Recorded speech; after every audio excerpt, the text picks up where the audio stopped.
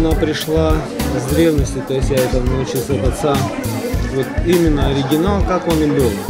Вот это цельнокроенная пара месов. Папыч. Папарджа, папыч.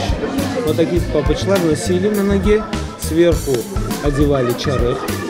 Это чтобы носить по улице. А когда заходили домой, чарых снимался, и в этой обуви, то есть это даже не сказать, что тапочки, это носочки.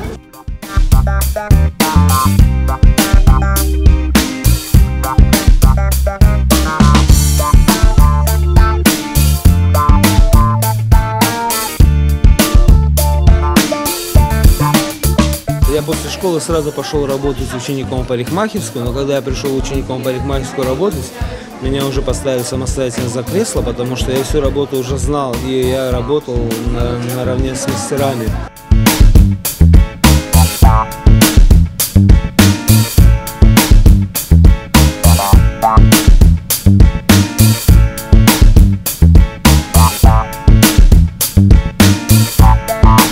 По поводу искусства, я в нем родился, и как бы нам прививали любовь к родине, любовь к искусству. Отец всю жизнь занимался кожами, он делал именно крымско-татарские махсы, древние махсы. Скоропостижно скончался у меня на руках, и мы даже не ожидали, ну то есть буквально 2 минуты и отца нет.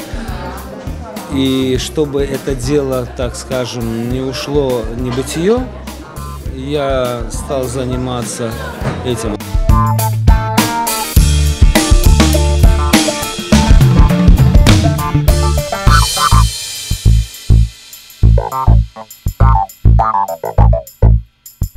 Чтобы она была именно такой, как первоизначальной, какой я ее увидел, то есть какая она пришла до наших дней на сегодняшний день. Это махсы, это по колено сапоги. Потом месы, папыч, то есть это уже полусапожки такие вот. И чарых. А чарых это была поверхностная обувь. Она делалась срамята с бычьей кожи, она была очень такая прочная. Она настолько практична и настолько удобна. И что самый немаловажный фактор, она еще и цельнокроенная.